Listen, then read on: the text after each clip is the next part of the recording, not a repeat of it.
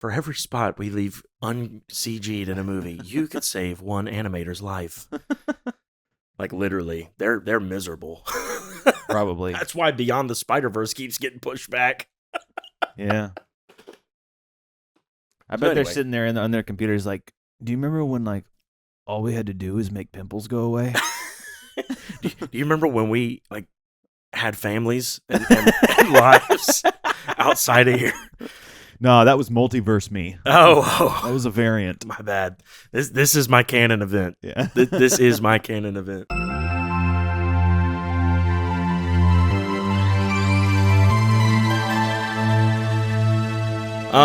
Yeah. So welcome to episode 17 of Screenwoven. I'm Christopher Davis. This is Daniel Rowell, DP Rowell. We are your hosts. Just Daniel. You're Daniel DP Rowell. Just D the Dan P Rowell. I thought you were about to start. I was thinking of a way to keep it going, but I really messed up. But yeah, welcome to Screenwoven, your hub for all things stories. Hey. Yes. We are excited to be back after a week absence because I work a weird schedule. It was almost a 2 or 3 week absence because I can't record next week and we almost couldn't record this week, but we are here. We're making it work. This is awesome. Nothing like, super pressing today to talk about, but just some general news, rumor mill stuff. I think this is just going to be a fun, we get to nerd out and converse about the things we're really, really looking forward to. Dude, I forgot about what I told you after last episode. We were going to each watch a movie that the other had seen. Yeah, I forgot about that. I forgot that too, to be honest. Darn. So you still haven't seen Stranger Than Fiction? Nope. It's going to be awful. We'll have to make like a note to remind ourselves that that's what we want to do for, unless something else bigger pops up. But I think we're good pretty much. Maybe for the rest of the year. I can't think of any other huge movies coming out this year unless Project Hail Mary comes out. That's going to be a big one for me. I just finished that book. Oh, really? It was so good. Mm. I think that was my first or second 5-star book of the year. Mm. If I read Hero of Ages, which is the last Mistborn book in that first trilogy, I think I gave that one 5 stars also. And I can't remember if I read it this year or the end of last year. I think I read it this year. So it might have been my second 5-star. But 2 out of, I think I'm at like 13 now for the year. I don't just do the 5-star thing just because, like, I'm kind of picky with it. Kind of like how we've talked about how I do movies on here. Like, if I give something like a 10, it's like, well, then where do you go from there? I mean, so I'm kind of picky with it, but this one goes to 11. Yeah, well, yeah, this one goes to 11. Why don't you just make that one louder? And anyway, I love, yeah. But yeah, I just finished the book. It was so good. I hated that book. You read it? No, I didn't read it. Oh, I was gonna say, I thought we talked about it. You said you didn't. No, I'm joking. Yeah, it's fantastic. I love Andy Weir. If you guys are fans of The Martian, the movie or the book, highly recommend Project Hail Mary. And I can't recommend the movie yet because I haven't seen it. It's not the same universe, is it? I don't think I didn't catch anything that like alluded to it, and I was kind of waiting for it because they're similar-ish stories. The Martian, he goes on a mission to space, gets trapped on Mars. Project Hail Mary is a little different in that he doesn't get like stranded in the sense of it like being like, oh, it's an accident, a mishap, and it's like he gets sent out into space, and you're more like he wakes up with like amnesia. He doesn't know who he is, where he is, why he's there. Oh, I didn't know that. Yeah, and you're like trying throughout the book, he like sees little things that like trigger flashback memories, and he's piecing together the whole reason of why he's even there while he's also trying to just be out there in space alone. That is not at all what I got from the movie trailers. Yeah, I really hate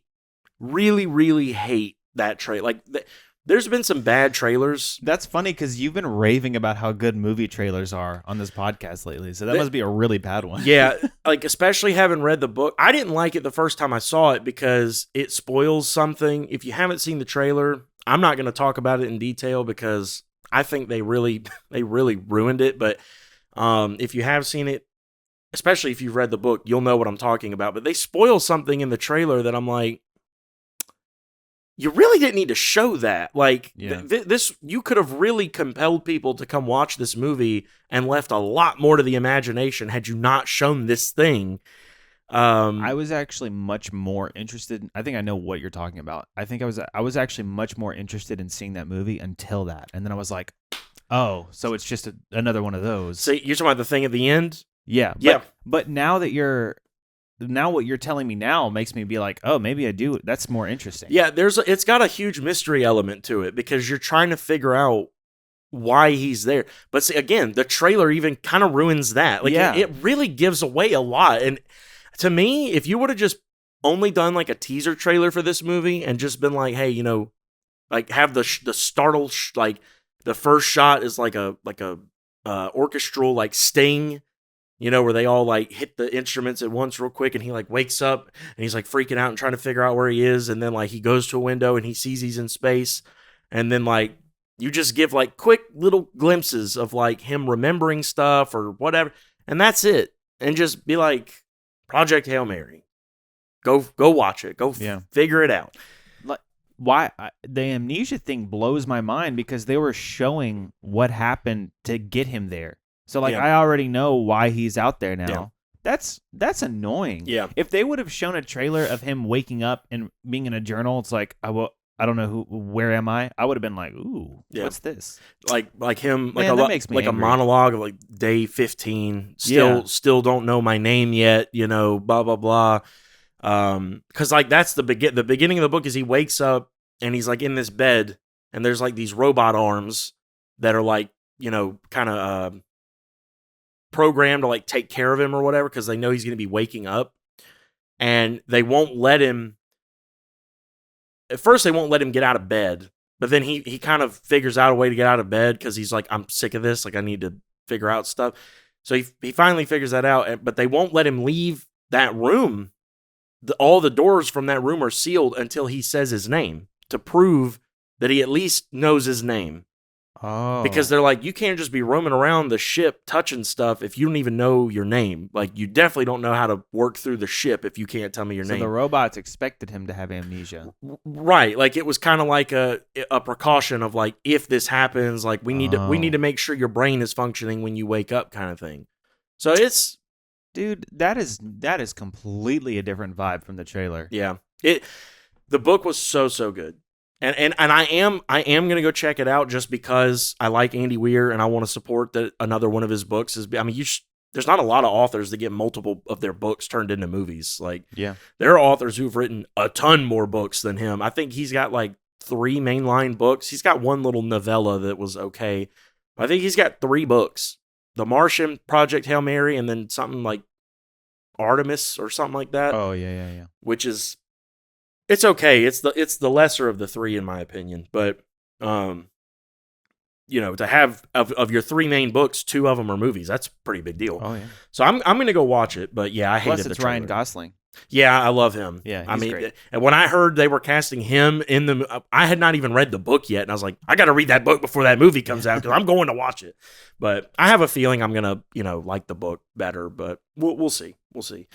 Do recommend it though. It was really, really, really good. Any book that can evoke emotion in me is already going to be like in that 4 to 5 star range because it's hard to do that with just written word. I'm sure I mean, you're an author. Like it's tough. Like to get a real emotional reaction, whether it's anger or sadness or laughing or whatever out of someone. It can be tough. And I usually just put in block quotes and just start insulting the reader until they cry. That works. Yeah. They get mad, and then they cry, and then they laugh about how dumb they are for crying at a book. Yeah. That is making fun of them. And that's what sells books, people. Yeah. You heard it here first. But I just finished that, and I really enjoyed it. So I think that's And I don't even know if that comes out this year, but if it does, that's the only other big release I can think of coming out. I really want to go see Naked Gun, but Oh yeah. I don't know if I'm going to get the chance to, sadly. I really, really, really want to. All of the Naked Gun movies, the older ones, are streaming now. And they're like being promoted. Yeah. Yeah. Yeah, those are fantastic. I love all three of them and Airplane. They're all great.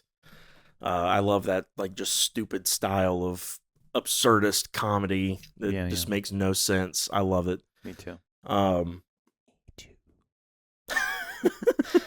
I remember when we were working on a script for like a concept of a show we wanted to do like years ago, and there was a scene I wanted to put in it where you or me I think it was you, were coming back to this like apartment we moved into.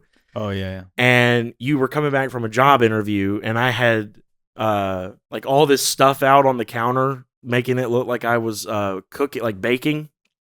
Oh yeah. That I had baked you a congratulations cake, and then when I would open the oven to pull the cake out and put it on the counter, it would like it came from the store and like a plastic with like the lid on it and everything. Just that kind of thing is right up my alley. Yeah. Or the actually that episode that we wrote, it started out where we're moving in and you have a box, and then as we leave, I'm like, "What's in there?" And you go, "My boxers." Yeah. And like you open it up, there's like pictures of boxer fighters. Yeah. There's your boxer briefs, and then like a dog puppy. Yeah. My boxers, yeah. I remember that too, yeah. I don't remember the premise of that show, but I remember those two things from it. I remember well, it wasn't much of a premise. It was just I know it was pretty rough. Like we couldn't figure out what we wanted it to be about. We just knew it was going to be two 20-something dudes moving out, like trying to do the whole real world thing, and we wanted to get rich. That's what it was. Oh, we wanted to get rich. That's right. We had a guy following us around with a camera. It was going to be like documentary style. We wanted to get rich. I forgot about that. Yeah, we were going to do a parody on the whole like online entrepreneur, like go get money and stuff, and we're like wanting to do it, but we suck at it. Still, I think the favorite that which we didn't originally ended up just being real life. Yeah, that's what we're doing right now. Appreciate you standing right there holding the camera, Titus. But this we didn't even write this for that originally, but we were gonna put it in there. My favorite thing that we've ever kind of brainstormed was the two of us going to the business meeting at a restaurant, and like one of us was like shooting toothpicks from a straw into the ceiling, like just being completely immature for the setting. And then at one point, the other one got so aggravated that they elbowed the one shooting toothpicks right before they shot one, and their head came down and they shot it right into the neck of one of the guys that were meeting for the business meeting. Oh my gosh. Oh yeah. And then they dropped their briefcase, and then and then there's this mystery about what's in the briefcase. We had a whole thing about, and then so we tried to give it back to him and took it to a business party where everyone had one. And the whole gimmick in that was that whichever one of us was holding the briefcase could talk to everyone in there. Oh yeah. But the other person, no one would talk to them because they weren't like, we kind of figure out over time it's the briefcase. So we were fighting over who would hold the briefcase to go talk to people in the room.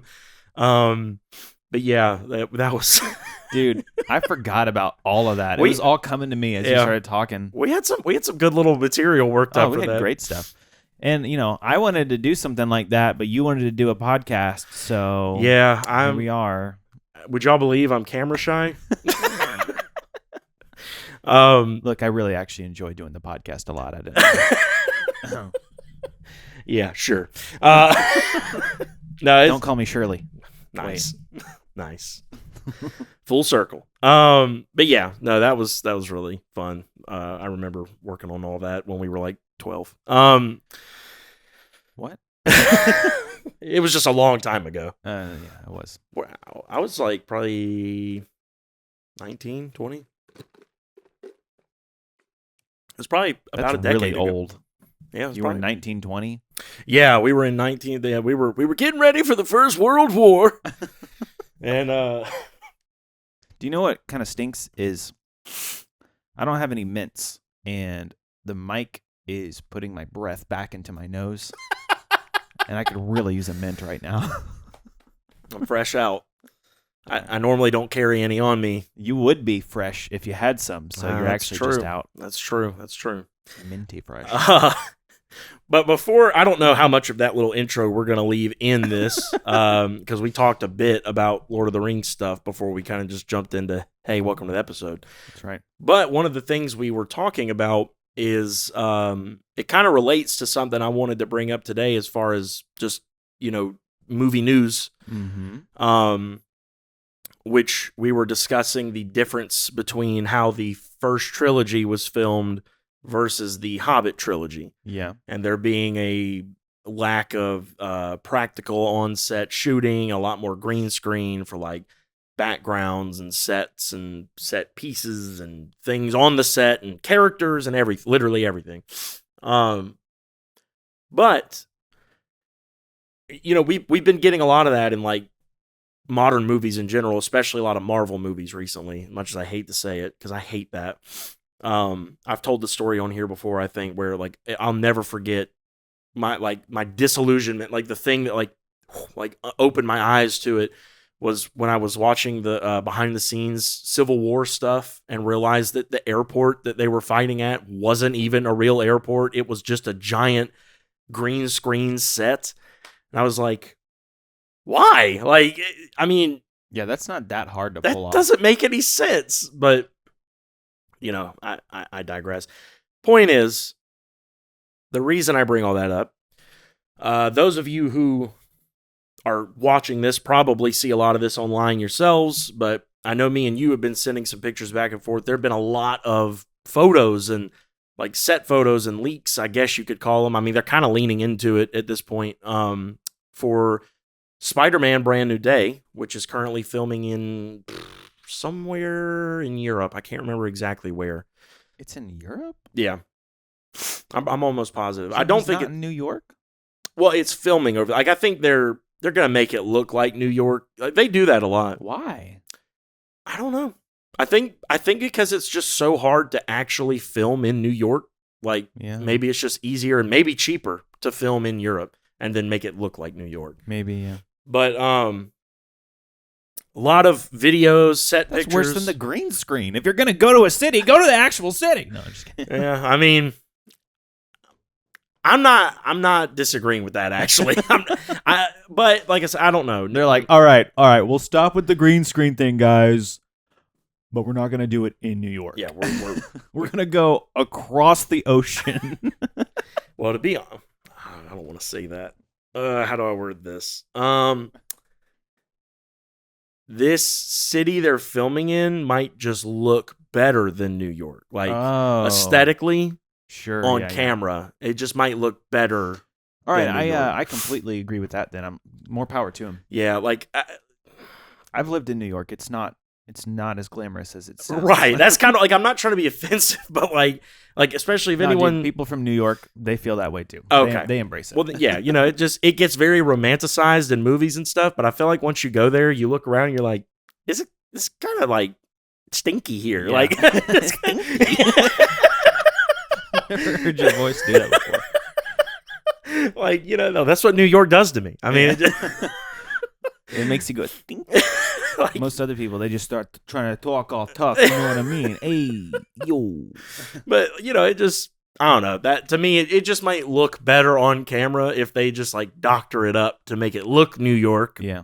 And honestly, it probably is cheaper to film over there. A lot of shows and movies film over in Europe now. I'm assuming that's part of the reason why. Like you said earlier, everything's about money. Sure, yeah.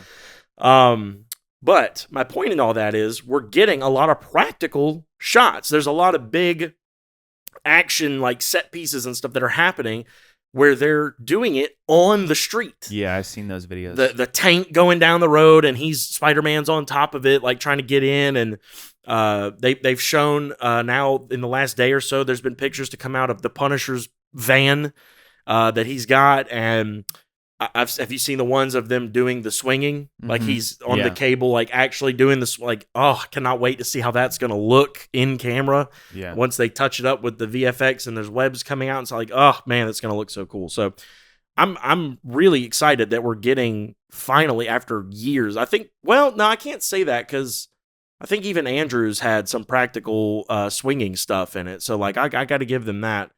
But man, I am really looking forward to how this movie's going to look. I think it's going to look so different than the first trilogy. Yeah, I think so too. I mean, is there anything about this? Like, I know you've seen the suit. I'm sure you've seen some of these other, like, is there anything else that's like piquing your interest, or are you trying to avoid it? Or are you like, I'm just going to see what they put out? And I'm not trying to avoid it or searching it out. It's just showing up on my feed. Well, yeah, I know you're not going to go like, you don't usually go purposely look up spoilery things. Like, well, not that I think this is spoilery. I mean, we knew Punisher was going to be in it, and I don't think we've seen anything that we weren't supposed to. I mean, this pretty just broad, like, hey, there's going to be a street scene where there's a chase or something. I think Daredevil's going to show up in the movie. Either that or Spider-Man's going to show up in the second season of Born Again. One of the two, maybe both. Everyone's pretty much saying that the way season 1 of Born Again ended, with him talking about we're going to need an army or whatever, that if they don't bring Spider-Man in on it, there's going to be riots. There should be, because it's like, otherwise you're going to have to explain it. Like, they would at least have to explain it of him, like, talking with, like, Karen or something and being like, she's like, what about that spider guy? And he's like, I can't get a hold of him or something. Yeah. That would at least, but if you're going to just pretend like you just not mention it, I'm like, why would you, if you're putting together a team, he's the most popular superhero in New York. Why would you not, like, you know, I don't know. Yeah, no, I don't disagree. I'm hesitant to get my hopes up. I don't necessarily know that I believe he's going to show up in it, but in Born Again too. Yeah, but I do think what you said might be right. I think there's a better chance that Daredevil might show up in Brand New Day.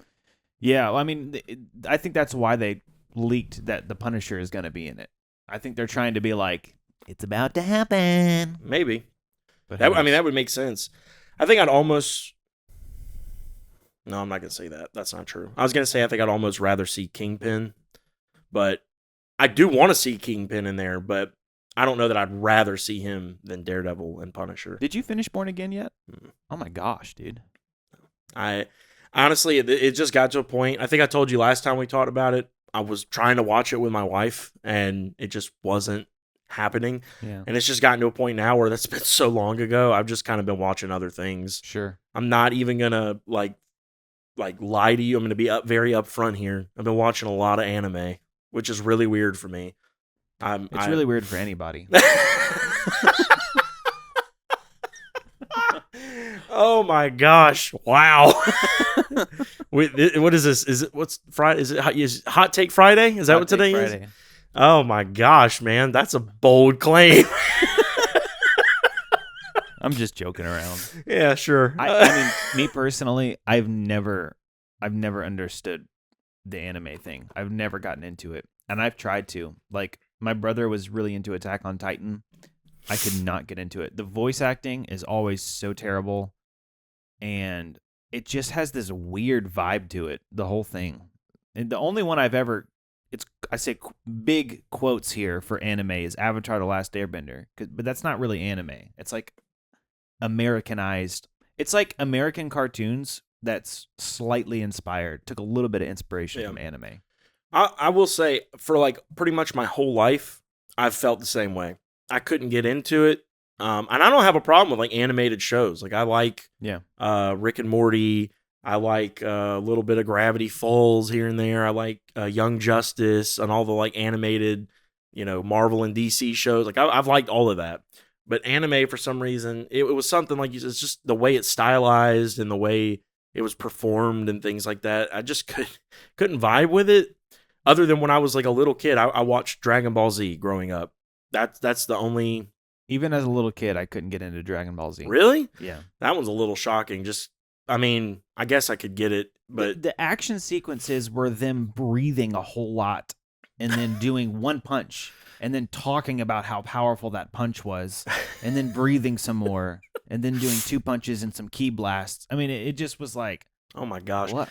My brother would be ridiculously proud of you for saying ki. Most people don't say key. I make him mad. It's chi, right? It's a chi. He gets so mad. No. I loved the Dragon Ball games, the video games though, because those were fun. We used to play those all the time. Yeah. I mean, I don't know. I got into it just because I liked some of the cool like story things they did with it. But I will give you like the action scenes back then weren't fantastic. I mean, they've gotten a lot better. But I have been like really, really, really falling in love with One Piece. I think I told you this after the podcast last time we hung out. It's extremely long and still ongoing. It's at like 1,100 chapters or whatever, aka episodes. But the like, how do I put this? The story, I mean, the meaning, like deeper meaning under the story, is so poignant. Like it's surprisingly really good for like what was kind of started as just like a kids show, and it is silly. I mean, Oda's like a really silly. That's the guy who wrote it. Is a real silly kind of guy, but it's like this really poignant, beautiful message wrapped up in this really silly, wacky package. And he's like, if you like the silliness, I think I can hook you with that, and then kind of talk to you like through that. And he does. I mean, the whole thing is about like chasing your dreams and not letting people tell you that you can't do something, and you know, believing in yourself and facing your fears and adventure and all this. It's like this really beautiful thing. And I love a found family aspect. It's one of my favorite things in Avatar. You know, they piece together their little group as they go through, and then like, you know, you get this amazing payoff at the end of the show when like even people that didn't like travel with them at the end in the big battle, you like get glimpses of all these people they met along the way that are now fighting in this war with them against the Fire Nation. And like you get, you know, King Boomy and the Kyoshi warriors and the guy throwing cabbages at the that's a joke, but that would have been awesome. That would have been amazing. I'm sad they didn't do that. Yeah, he's the cabbage bender. He should have been like, if my cabbages are gonna go, they're gonna go with a purpose. Yeah, now it's me doing it. Yeah, but you know, like it's kind of similar, man. It's this huge world, and it's the whole pirate thing just lends itself to this whole freedom and adventure thing. It's really, really, really cool. I love it. And unlike what you're talking about with the whole Dragon Ball Z thing, which I've never thought about that way, but I could give you that is accurate. The fighting is really dynamic because they have the devil fruit powers, and they all, like most of the big enemies they go up against also have an ability. So like anytime Luffy, who's the main captain or whatever, goes up against someone who doesn't have an ability, or a lot of times even when he goes up against someone who does, but they're just like it's kind of a lame power, he just destroys them. But you know when he's getting up near the end of an arc and he's going up against a big bad who has a more, you know, potent power. Mm-hmm. It's a really cool fight. He's always got to figure out a way around their thing and how he can attack them, and so it's really cool. But nice. So I've been watching a lot of that. But I might give that one. You were telling me about that one last time we met. I might give that one a try.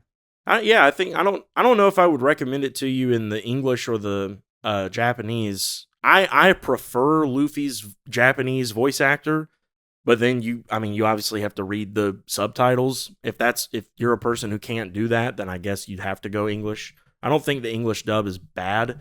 I really like his Japanese voice actor. It really complements his whole, like, he's just like a person who, he's really silly and carefree, and kind of he likes conflict in a way. Like, he doesn't shy away from it. He doesn't like go around like looking to fight people. It's actually one of like earliest lessons he learns is that like you don't have to solve things with fighting people, but like he does not get pushed around. Like, people try because he's a kid, but he does not let them, and he kind of enjoys fighting when it comes down to it.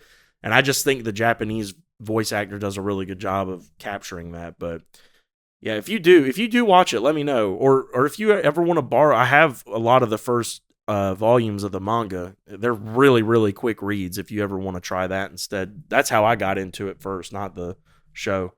I'm much more likely to watch it than read manga. That's fair. Manga's a little weird to get accustomed to. Anime, manga.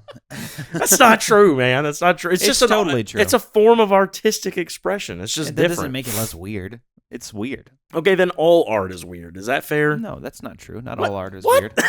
No, I'll give you the vast majority of art is weird. Like I've always thought it was weird how like people justified nudity because they're like it's art. I'm like that doesn't make it okay. I'm saying I think that just like the old statues where they're like naked people and no, stuff. I know what you mean. Like yeah. that's a little weird. But I'm saying like to me, if you're gonna say one thing of art is weird, I think it's fair to say that it's all weird because I feel like there's things that like you or I would consider not weird or normal for us art that someone else out there would think is really weird. You know what I mean? Like that's a different thing than what I'm saying though. I'm talking about from my perspective.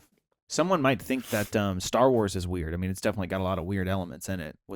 You know what was weird in Star Wars is in Return of the Jedi that singing scene where the aliens like yeah, that was super weird. that was awesome.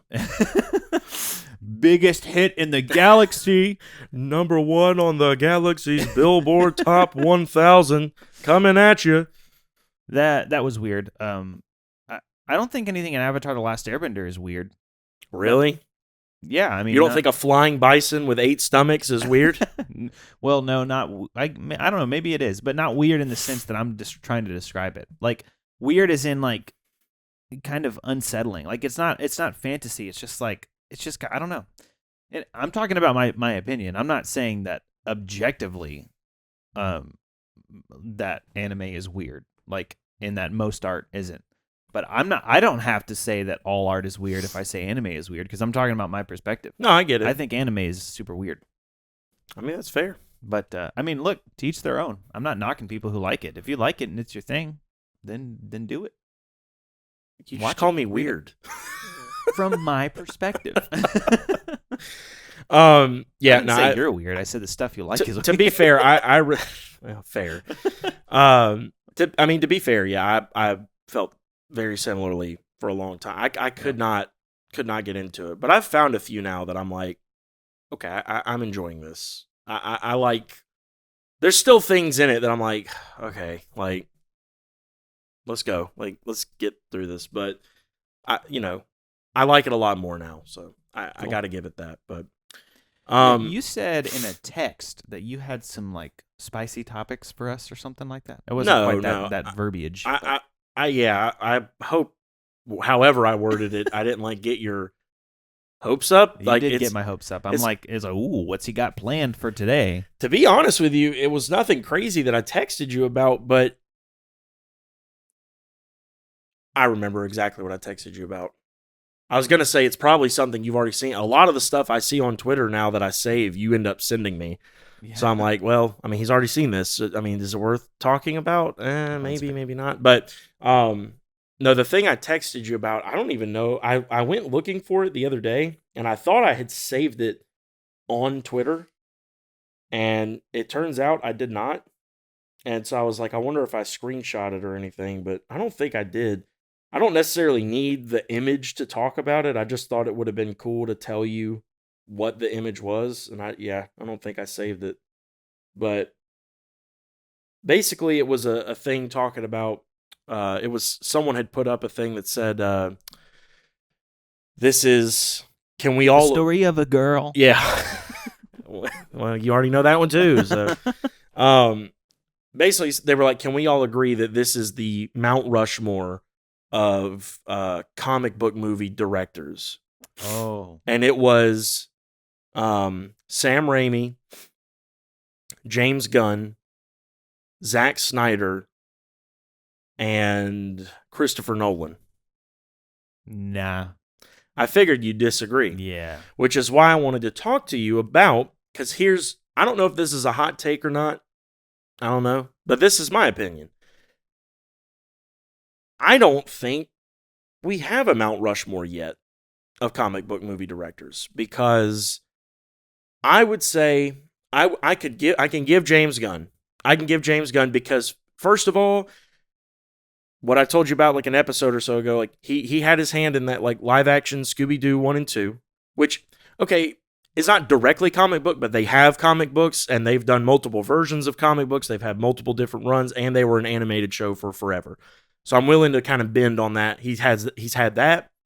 He's had 3 Guardians movies. He's had a Suicide Squad movie. He's had the Peacemaker series, and he did the Suicide Squad, the second one, not the first one with like the Joker in it. Okay, I'm sorry to deter this for a second, but I'm so confused about these Suicide Squad movies.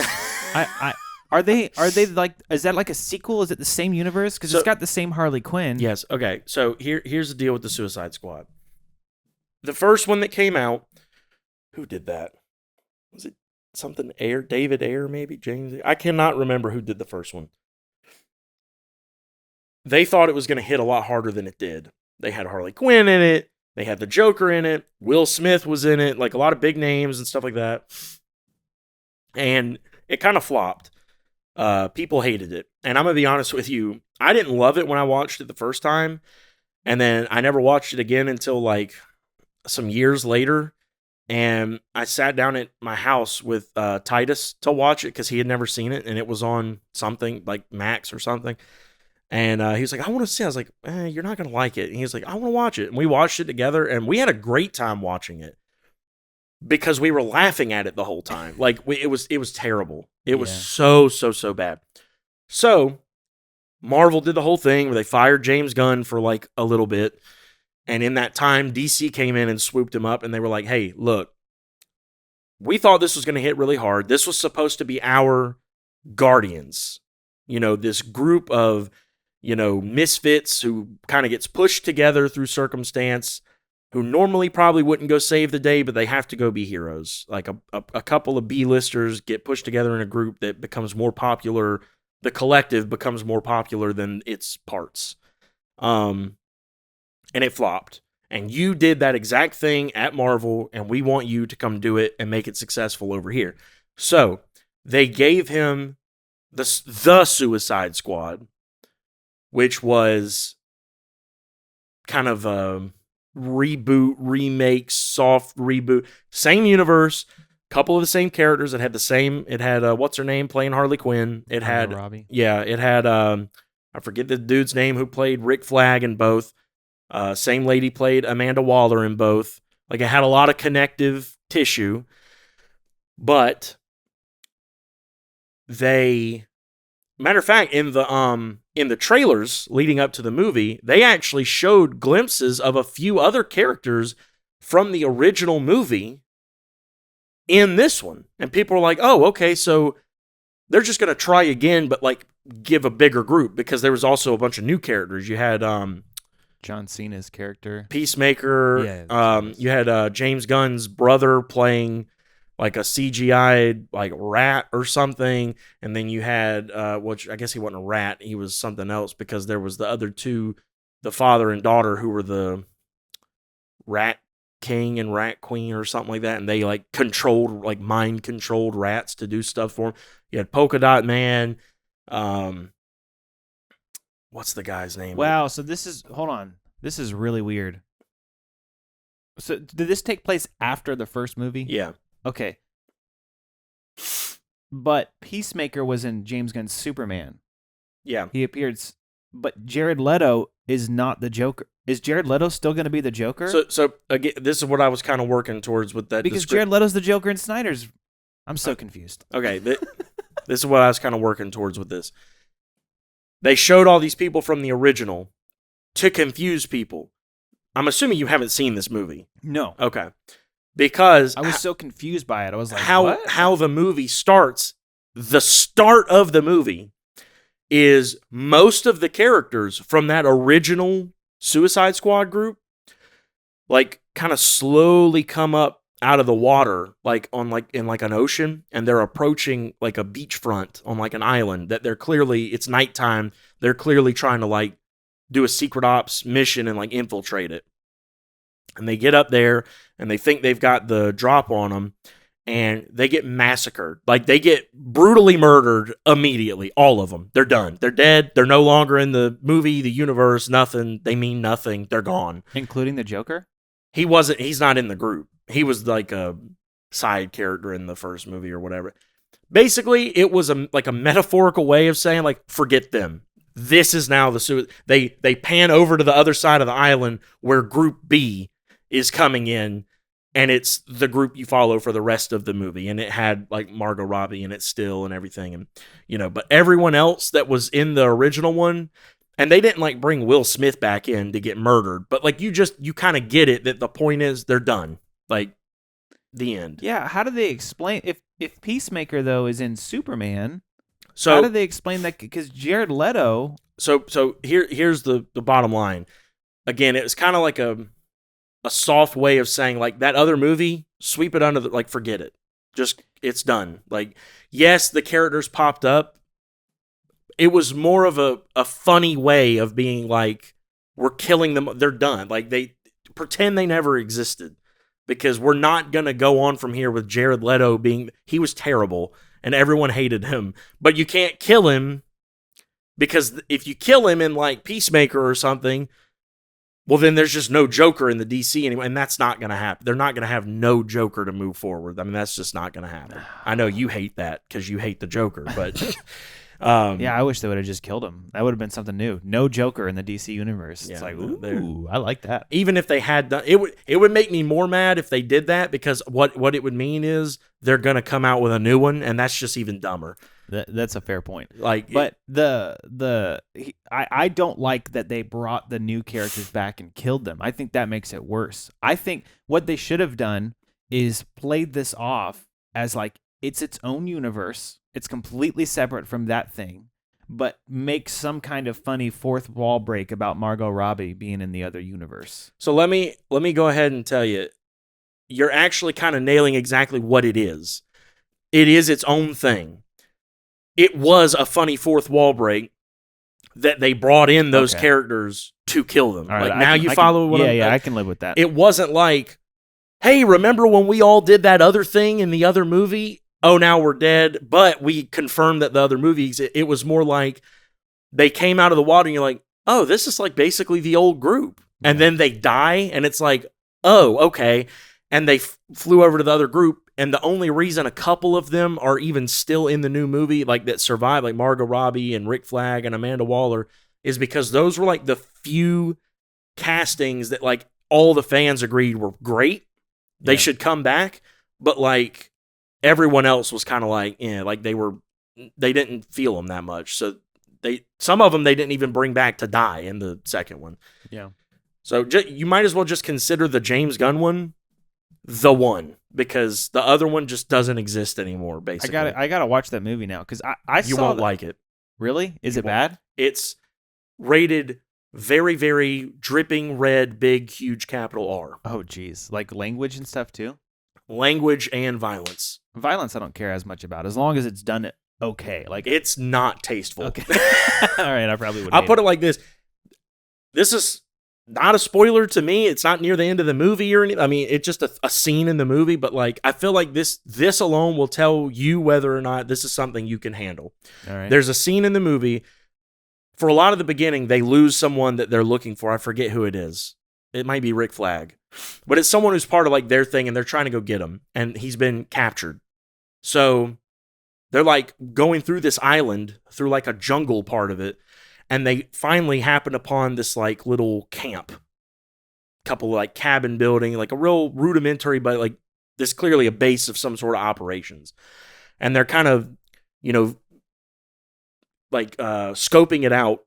Peacemaker and what is the other dude's name? Now I have to look it up because I was gonna just breeze over it, but now we're talking about it. So, I had no idea that was the thinking behind this movie. I saw The Suicide Squad, and I was like, Bloodsport. It was so weird because it was like it had the same it had the same Harley Quinn, but everyone else was different, and I'm like, yeah, what is this some kind of weird offshoot as like a way to be like, haha, the first movie was bad? Basically a soft reboot. Like, hey, the first movie was terrible. Here's a better version. Is it better? It is better. But, so, Idris Elba plays Bloodsport in the movie. Oh, yeah.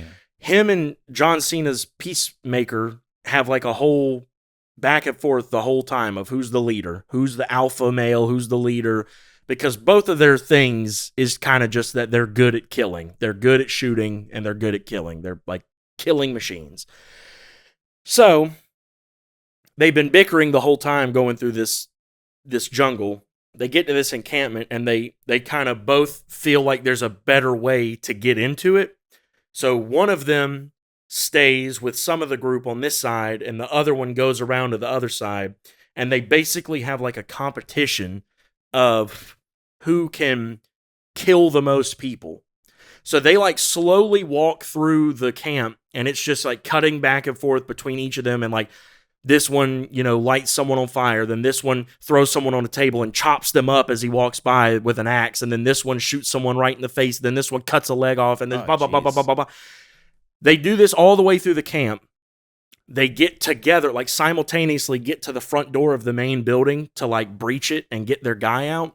And when they get in there and bust it open, he's sitting at a table eating and like playing a card game or something with them. And he like tells them, "Oh yeah, these are the people who saved me from out there. Like, these guys are fighting the regime that's up at the top of the island. They weren't even bad guys. They murdered a bunch of like good people. Oh my gosh. And they showed them doing it brutally. And then at the end of it, they tell you, oh yeah, they were good guys. Like they didn't know. It's supposed to be a joke. And like it I made feel like me. you've told me about this before. Maybe, I don't know, but I'm having deja vu. But it was supposed to be a joke, and like at the moment I laughed because it caught me so off guard. I was like, what the heck? But like the more I've thought about it, I was like, that's really dark. Like that's really, really dark. Like so I don't know that would be one for you. No, I appreciate you sharing that with me. Yeah. I feel like if I had just been like, yeah, go watch it, tell me what you think, you'd come back and be like, are we friends? Yeah. Do you know me at all? Do you like me? Are we cool? Is it because I called you weird for like an anime? Is that what? That's not my kind of thing. Yeah, violence in and of itself doesn't bother me in an art. Like The Patriot was very violent and gory, but there was purpose behind it. Like I'm okay with a little bit of that. I don't like the language over the top, and I don't like tasteless violence like that. Like it's pretty over the top in both in that movie. Dang. Yeah. Not a terrible movie, but like there are there are moments after that whole sequence. It's not. I mean, it's not a terrible movie. There are some moments where I was like, "Holy crap!" Like, what the heck? But again, I think first of all, I think it was a little tongue in cheek for James Gunn to be like, "Oh man, like I can kind of let loose over here," because he couldn't do that at Marvel. Yeah. And then also, I think it was them as like a studio trying to really wash the taste out of people's mouth of that other movie, because that other movie honestly should have been rated R so that they could have let loose a little bit more, and they got called out on it for not doing it. To me, it's like the same thing as like the Venom movies, right? I don't know if you've seen them. I saw the first one. They're okay. I never even saw the third one. I refused, but I saw the first one. It was okay. I was like, this is serviceable, but they hinted in the first one that in the second one they were going to bring in Carnage. And I was like, if you're going to bring in Carnage, you're going to have to bump this up. I'm sorry. Like you can't do Carnage. You really can barely do Venom, but you really can't do Carnage justice at a PG-13 level. You just can't. He's a psychopathic serial killer who gets a symbiote that is also like one of the most violent symbiotes, and he's just like a complete cold-blooded maniac. Like you can't really give the vibe of what he is at PG-13, and they tried to do it, and it failed. It flopped. The movie was terrible, and that's kind of the thing. Is like, I think that was James Gunn and Warner Brothers' way and DC's way of being like, no, this isn't that other one. Like we're doing it way different. This, like I said, the movie starts with like the original group getting pretty brutally massacred, like badly. Like one of them's head just gets like, yeah, it's bad. Ooh. Yeah. So don't watch it. But yeah, my point is, I give James Gunn a head on the Mount Rushmore because he's had like 5 or 6 projects at this point that have all been viewed as varying levels of success. Can't really think of one where people were like, that was just garbage. I mean, all of his have been pretty successful. The most controversial one was this Superman one, and I think that's just for way other reasons. So I don't even count that. So I put him up there. I'll give him that. Zack Snyder? Yeah, that's the worst one. Really? Like, Yeah. the guy who basically had the DC playground taken away from him like a child on restriction with his toys? Like, Zack Snyder? Dude, I don't know where the love for Snyder's movies came from. People are like heralding him now. And there was zero enthusiasm for any of his movies until the Superman Till Gunn announcement. took over. Yeah. I'm like, where is this coming? I shouldn't say zero. People were excited about Man of Steel, but overall, it was kind of tame after Man of Steel came out. I didn't like Man of Steel that much. I didn't love it. It was okay. Yeah, I mean, I didn't hate it, but I didn't love it. But I will say this. This is one thing I will lend, I guess, to that movement, if that's what you want to call it. I know that a lot of people's taste for him started to go south until, what's his name? Who did the first Avengers movie? Oh my gosh, the Russo brothers? No, the first one. I thought they did the first one. No, it's like on the tip of my tongue. No, they did. Quentin Tarantino. That's it. Mel Gibson. Mel Gibson. Could you imagine Mel Gibson in the MCU? No. Joss Whedon. Oh my gosh. When the Justice League was being made, and then like in the middle of it, Snyder had to just like step away completely from everything. And I can't remember. I think he had like a death in his family. Like I think someone had killed themselves or something. Oh jeez. Yeah, it was pretty rough. Like he had to stop everything, and they had to finish the movie. And so Joss Whedon came in and took it over and ruined it. Like butchered it.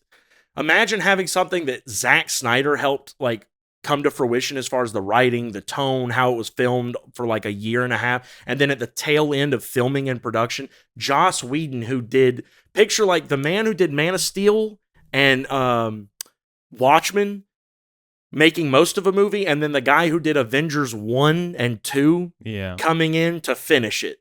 And that's exactly what you got with the theatrical run of Justice League, which everyone affectionately calls Justice League, because it was no good. It was terrible.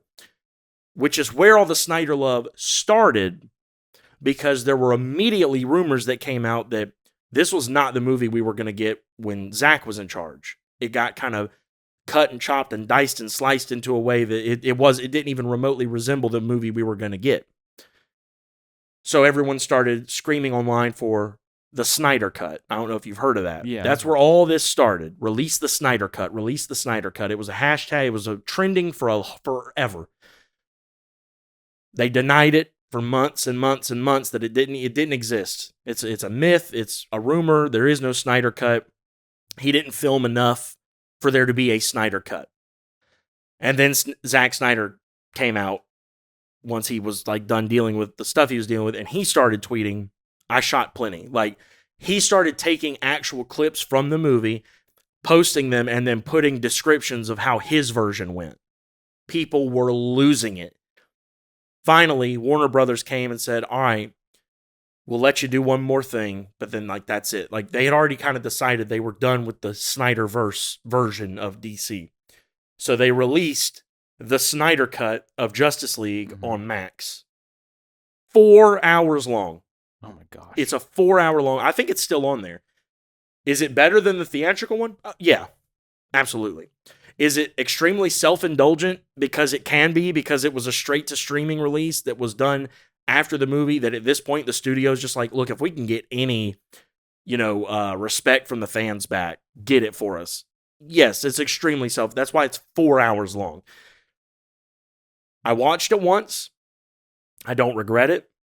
I'll never watch it again. It's way too long, and it's not that good. Like, it doesn't justify me sitting for 4 hours watching one movie. It's not that good. Well, I mean, I was gonna say, even when you were talking about release the Snyder Cut, I was like, yeah, but I saw Dawn of Justice, Batman vs Superman. That was a full-on Snyder movie, and I even saw the director's cut afterwards that people were saying was way better because they chopped up too much. It was a little better. It really was not that good. And I didn't have any strong opinions about these movies at all. I was like, yeah, you know what? They're Superman movies. I've never been a huge DC fan. It's whatever. I didn't have any strong opinions about these movies until James Gunn's Superman was announced. And all of a sudden, these people were like, Snyder's the GOAT! And now I'm like, what? Well, did you not see those movies? The thing of it is, I think people, it's one of those things like, you don't know what you got till it's gone kind of thing, maybe. Like, maybe they're just like, now we miss him. Like, that's silly. Yeah, I think so too. But that's where it all started. You know what that's like? That's like when your best friend is in a terrible relationship and they finally end it, and you're like, oh, this is going to be so good for you, dude. Like, there's someone so much better for you out there. And then a month later, they're like, yeah, but do you remember when we used to go on dates and hold hands? And you're like, no. Yeah. You know what I'm saying? You're like, she's not good for you. The past looks rosy, but it's not, I promise. You know, it for sure is being looked upon with like rose-colored glasses. Like, if he came back, just as many people would be upset after the first movie got put out. Yeah. Like, it's just that kind of thing. The man has talent as a like cinematographer. His movies are beautiful. I give him that. As like a director, like having a hand in like the writing, like the final product. And I'm not saying he wrote those movies, but I mean the director has some say in like the final product.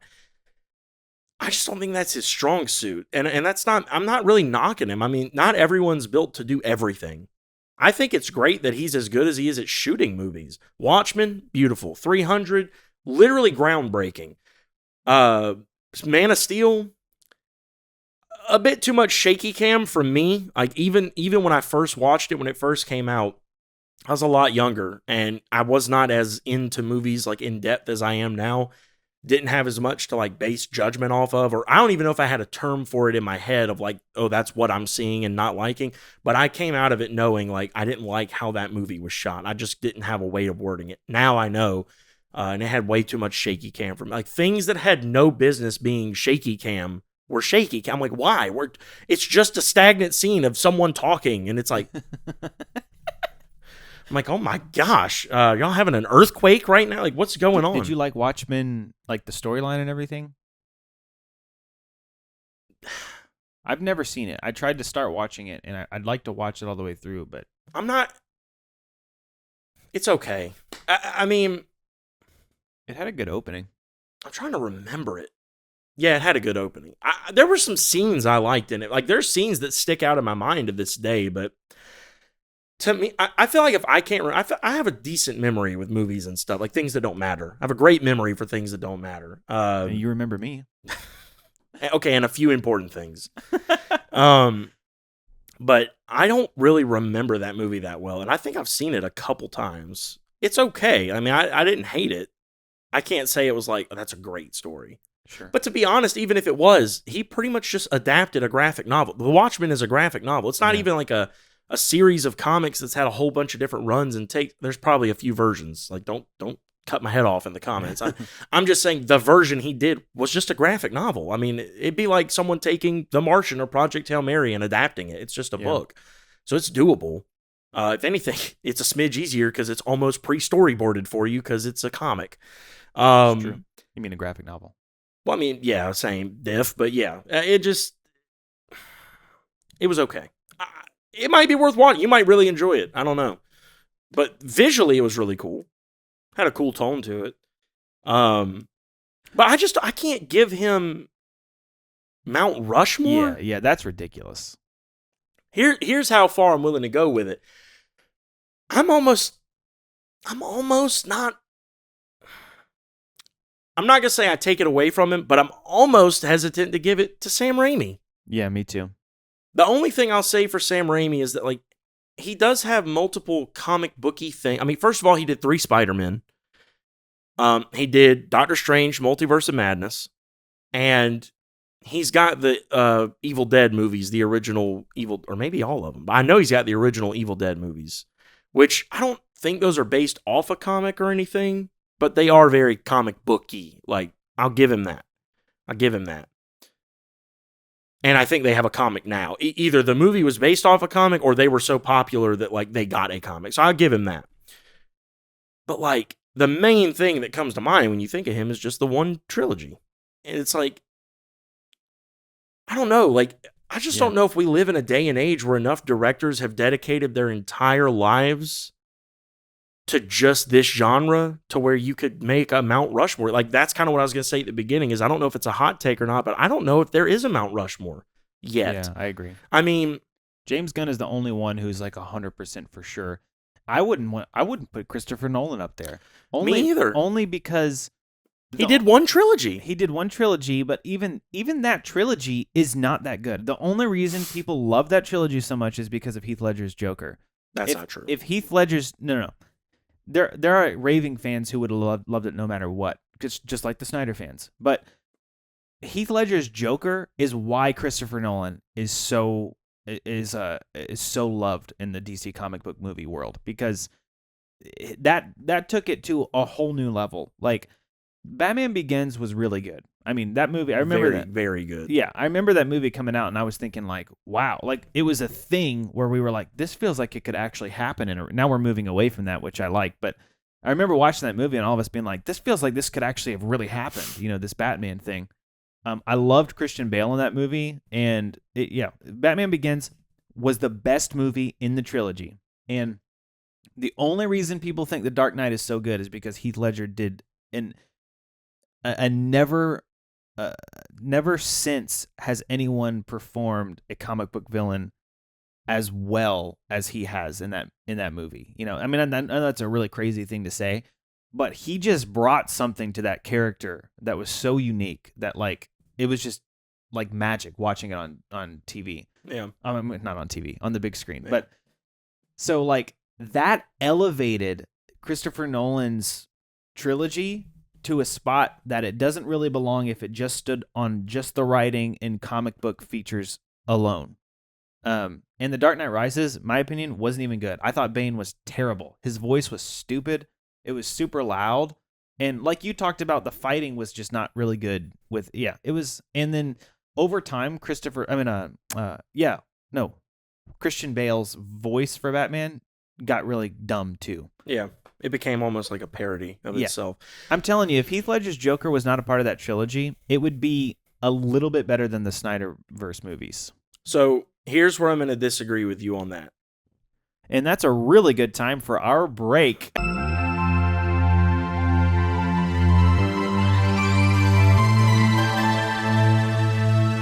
And that's why I disagree with you.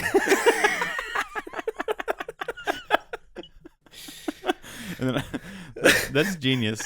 And you'd be like, you know what? You're right. Anime's not that weird. I was going to say, when you said, and that's why I disagree with you, I'm like, well, we'll let the audience decide. They've heard both arguments. That's pretty good. They've heard both arguments. The important one. And the music. No, I was just, so here's why I disagree with some of what, I agree with some of what you're saying. First of all, Dark Knight Rises, did not like it. Yeah. Terrible climactic. That brings the whole trilogy down just because the final movie in the trilogy was... I'm not saying that's why the whole trilogy is counted. I'm just saying it brings the average down. I mean, so much. Like, if you're looking at it like numbers wise, absolutely. I mean, you have to, but I don't know if I look at the whole thing as like a trilogy. Really, I mean, honestly, you don't even need that ending, because even the way The Dark Knight ended, and then the way The Dark Knight Rises begins, the implication is The Dark Knight ended, and then he just stopped being Batman for years. And, like, he disappeared. Now he's, like, older. And, when The Dark Knight Rises, the only reason he comes back is because he hears all the rumblings about, like, Bane and all that stuff. So, like, you kind of could just look at it as, like, a duology, just the first two, if you wanted to. I get what you're saying. Do agree. Not great. Does bring if you're going to view it as 3 movies as a whole, it brings the average down. There were moments I liked in The Dark Knight Rises, because, despite it all, Nolan is still a good filmmaker. Mm-hmm. I just think the story was lacking. I think the antagonist was lacking. I think they for sure intended to bring Heath Ledger back, and his death really threw a wrench in their plans for that movie.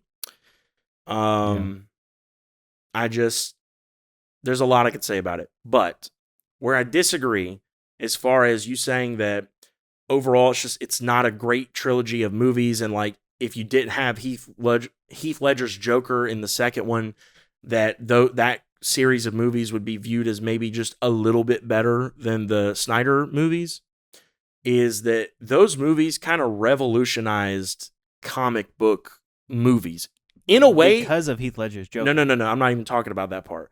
Yes, we've discussed how his portrayal of the Joker has kind of seeped its way into how a lot of people portray their villains now, for better or worse, and most of the times it's worse. Because you just can't mimic that, honestly. I'm talking about the movies as a whole. Even from the first... Matter of fact, you even talked about it when you were talking about Batman Begins. Even from that one, Nolan did this thing where his approach to it was, what if I took this like wacky comic book based character and concept and everything else and tried to like put it in the real world, like our real world? How would it happen? How would it look? And he did that, and he managed it in a way that people came away, like you were saying, being like, wow, that felt like it really could happen. Like that really feels like that's this far away from being the possible truth of someone doing that. Ever since then, people have been trying to take that spin with comic book movies or any kind of fictional concept, and honestly, to me, it's just as bad as the Joker thing. It's kind of ruined a lot of fictional movies, because the whole reason that fiction is a genre is because it doesn't have to be something that could happen in the real world. But Marvel started emulating it. Other DC projects started emulating it. Other fiction things in general started like, oh, what if we try to like ground this, make it as that term started getting thrown around. It's really grounded. Yeah. I don't need it to be grounded.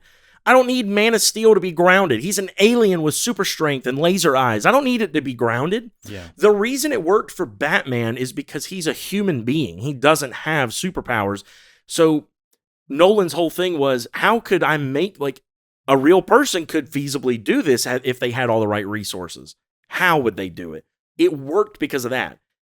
If your premise is already set in kind of a real world feel, then it actually makes it a lot easier to pull that off. Which, by the way, is why the first two movies worked so well, even with their antagonists, because it's feasible that Scarecrow could be a real thing. There are people who mix up chemicals and do crazy things all the time to people that have all kinds of effects on the body. It's very possible that they could create some kind of amped up, hallucinogenic, psycho thing that makes people see things that are scary. The Joker, it's very realistic that there could be like some kind of mob, sadistic, cold-blooded psycho out there who just wants to kill and destroy and for no real purpose. That's realistic. And it's why Bane didn't work in this universe, because Bane's whole thing is he's like a monster. Like in the comics, he's on Venom. And it's called Venom. It's not like Marvel Venom. It's called Venom, but it's like a drug essentially. And he's got a tank hook up to his back with hoses that go into his body. And when he's already huge, he was like a luchador, thus the mask. And whenever he opens up the tank, he literally gets like gargantuan. Like it's a comic booky thing. If they really wanted to bring it home with the third movie, they would have done another one of his more realistic villains, the Riddler, but maybe a Nolan version. Honestly, that would have been much better. Honestly, I could even give him like Mr. Freeze, because there are real world like ways to do like the hyper freezing thing, and like could have kind of played around with the concept of that a little bit, and like taken a character that was viewed pretty historically as cheesy because of the Batman and Robin or Batman Forever or whatever it was movie, and maybe get him some credit back as like being a formidable foe for Batman. Like something like that would have worked perfectly for the third movie for Batman, for the Dark Knight trilogy. But instead they went with one that it never would have fit in that universe. Never. And on top of that,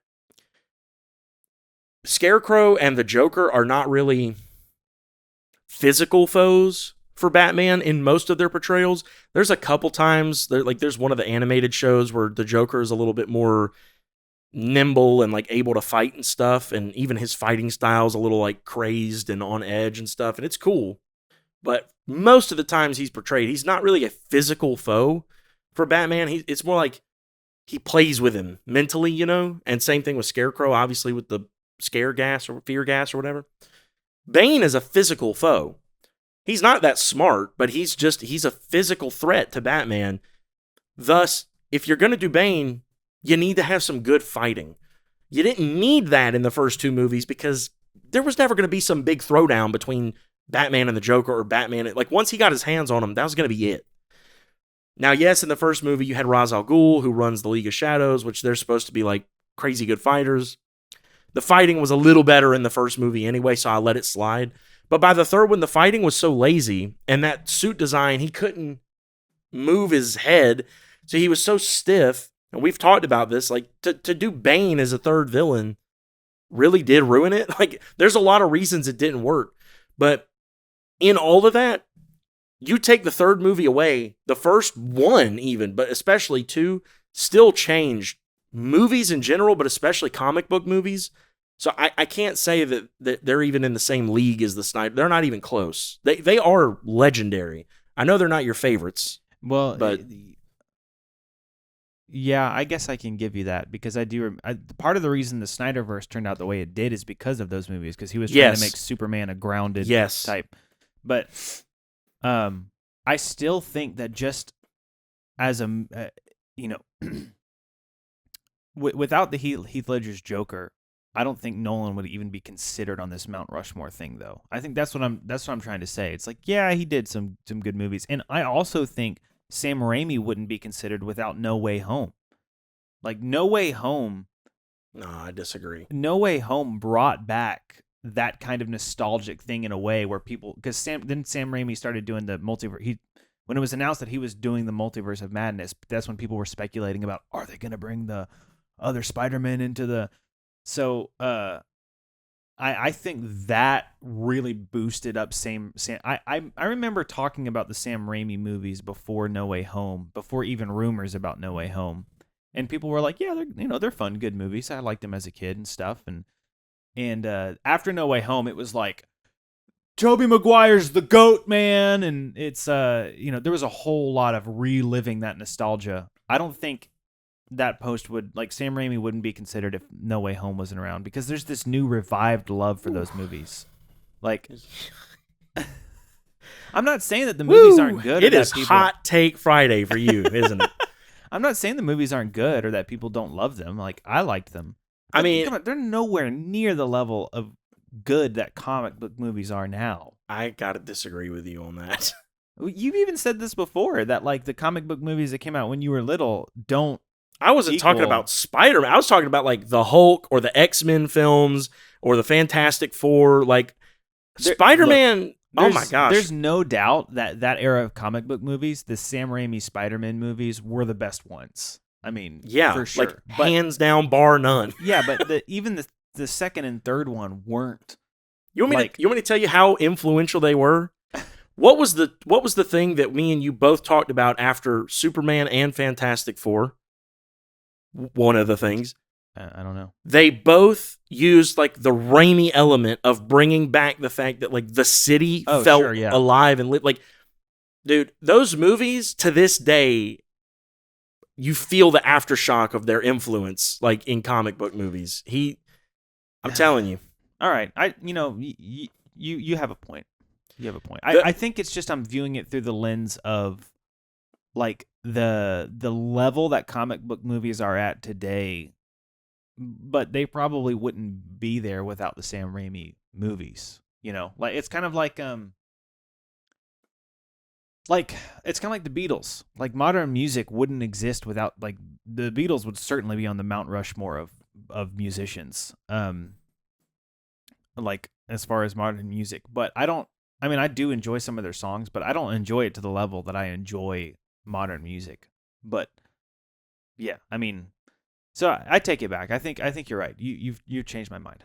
Well, I would agree with that, but also the gap between the Beatles time and like current modern music is a lot larger than the gap between the Raimi trilogy and current comic book movies. Sure, but even stuff when I was growing up, that's still a bigger gap. But it was only like 40 years removed from when I was growing up versus it's like 50 to 60 years now. Close, man. Yeah, because they came around in the 60s. Yeah. So, but I'm saying they influenced a lot of music that I listened to growing up. Absolutely. Like I don't disagree with that. I'm just saying it has evolved a ton. And I mean, to be fair, I'm not saying comic book movies haven't, especially with like the fast-paced development of technology nowadays compared to back then. It is comparable. It's a fair thing you're doing to compare them. I'm just saying the gap. I mean, it's a much larger gap. But you're right. I mean, in the same way that like, yeah, I'm not always gonna go home and like pop on the Raimi Spider-Man movies as like my choice of film for the evening. But that doesn't make them any less influential. Same with like, I'm not going to jump in my car and listen to the Beatles on the way home, but they probably influence heavily whoever I'm going to listen to, even inadvertently. But yeah, that my whole thing with Raimi on there is I'm split because half of me is like, you absolutely got to give. To this day, I guarantee you ask any heavy like movie nerd, like comic book movie nerd, guarantee you at least Spider-Man 2 from the Raimi trilogy is in their top 5. Really? Maybe 10 at the least, but yes. I would think the first one. Well, that one too, possible. But I'm saying number 2 is like, that movie was like groundbreaking when it came out. No, I don't remember. The train fighting scene where he's fighting Doc Ock and like on the side of the building, and the shot of Spidey like looking off in the distance at Doc Ock, and it like zooms really fast across the city, but then when it gets there, it's coming out of his sunglasses. Like, just groundbreaking camera play and the way they choreograph the fights, dude. Stopping the train, that's still referenced in Spider-Man media today. Like, iconic. That is true. Iconic moments in that movie. But yeah, I guarantee you that's in a lot of most people's top 5. Like, if they're looking at all time and not just current like MCU stuff, I guarantee you that is a legendary movie. Thus why, I mean, he was one of the ones they brought back. And a lot of people didn't like 3 though. They didn't. That's actually changed a lot.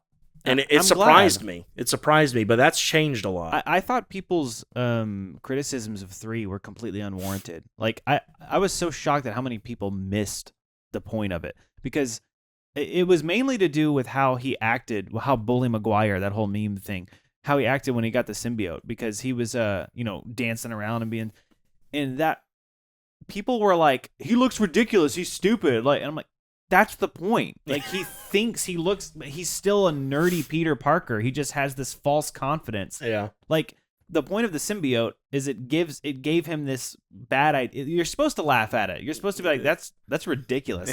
He actually thinks he looks good. Like, I was laughing in those movies. I thought that they captured that really well. And I think everyone thought he was trying to make it serious. Like, it was like, oh yeah, he's cool now. And I was like, no, it's supposed to be like when he's in the jazz club and he's like, dig on this. Yeah. Slapping women. Yeah. That's so cheesy. I didn't know where you were going with that, so I just said, yeah. Like, no, I mean, he did. He slapped. Yeah, I know. Yeah. I mean, I knew what you were referencing. I just didn't know the like where I was. Yeah, you were like, oh, I better be careful how I respond to this. I'm not trying to get wrapped up in any domestics here. No, I'm gonna be honest with you. I was one of those people. I hated that movie for a long time because I was so, as a kid, oh my God, I was so excited when I saw the black suit, and I was like, oh, this is so cool. This is so cool. And then like I watched it and I saw all that part, and I was like, they murdered my character, my man. He's done. He's cooked. What are we doing? What is this? And it wasn't until a lot later, actually, I think watching one of Cosmonaut Variety Hour's breakdowns on YouTube about those movies, that I realized that, yeah, that was probably really intentional. And a lot of that actually kind of spawned from, I don't know if you even know this or not, but Sam Raimi never intended to do the symbiote stuff. Oh. He had a whole other movie planned out where it was going to be the Vulture as the villain. But I would have loved to see Sam Raimi's Vulture. yeah. But the studio was like, hey, the Venom thing, like, it's really popular. So, like, we need to do Venom. We need to bring that in. And he was like, I don't really know anything about Venom. I stopped reading the comics like years ago. Venom didn't come out till I think more like the 90s era. And he's like, I had stopped reading him. Like, I don't know anything really about him. I don't know how to approach that. They're like, we're doing Venom. Like, that's the direction we're going. So we need you to do Venom. So, no, you're good. Basically, he was kind of pushed to do this Venom thing. And honestly, knowing that now as an adult, and then also knowing what I know about, like, what you just said, like, his idea of, like, how a Peter Parker would react to the symbiote thing. The reason a lot of people hated it, and like you said, how people, like, took it as, like, it's like he was trying to make it serious, but it failed, when in reality he was trying to make it cringy, and it succeeded, is because most portrayals of Peter, honestly, I think even in the comics, since, like, most portrayals of him with the symbiote are that he gets a confidence, but it's like a legit one, and like it does make him a little more popular at first, and because it's supposed to be kind of like a metaphor for drugs in a way, like how you start out and it's like, oh man, this feels kind of good, like, and then it's a quick descent into just like uncontrollable madness and, like, opening the door for a lot of struggle, and most portrayals kind of have him, like, start out as, like, for like the first day or so feeling really good. And it comes off like he's, oh man, I'm making stuff work that I never made work before. And then it quickly turns into aggression, and then quickly turns into, like, just straight up, like, I'm going to hurt you, the ones closest to me, I'm going to hurt if you don't back away, kind of thing. And then that's when he starts to realize, like, oh man, like, this is doing something to me. So Sam Raimi's take on it was different, and honestly kind of fresh, and sort of like never done before or after that I know of. And yet, yeah, like you said, like, I just think a lot of people, myself included, missed that and kind of took it as like, this is really lame. Like, is this what Sam Raimi thinks cool is? Because it's not. Yeah. But it's not. It's what Peter would think cool is, like you were saying. So it's that was like immediately watching the third movie, even as a kid. That's what was my takeaway from it. Like, I thought, like, wow, this is really funny. He thinks he's so cool, but he's still just Peter Parker. Yeah. And, Spider-Man is cool. Not I wish Peter we had Parker. been friends back then, because maybe you could have made me realize it. Like, dude, no, it's not cool. That's the point. Yeah. That's the point. Oh, okay. Two things. I didn't mean to make that noise with my mouth. The first thing, the studio pushing Raimi to do Venom.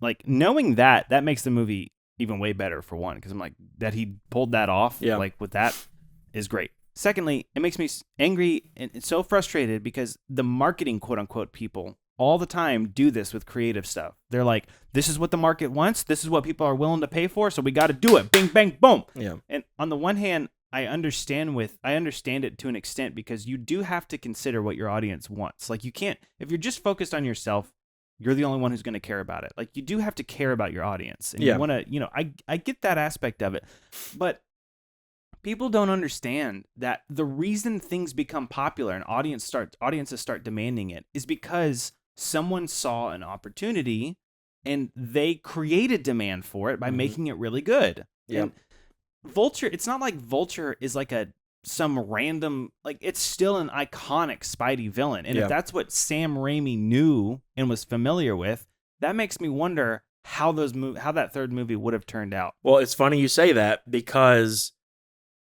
the reason, well, I say John Watts is actually not doing the fourth Spider-Man movie. So I guess technically we will still be at a point in life when Brand New Day comes out where no director has had 4 Spider-Man movies. That is kind of crazy.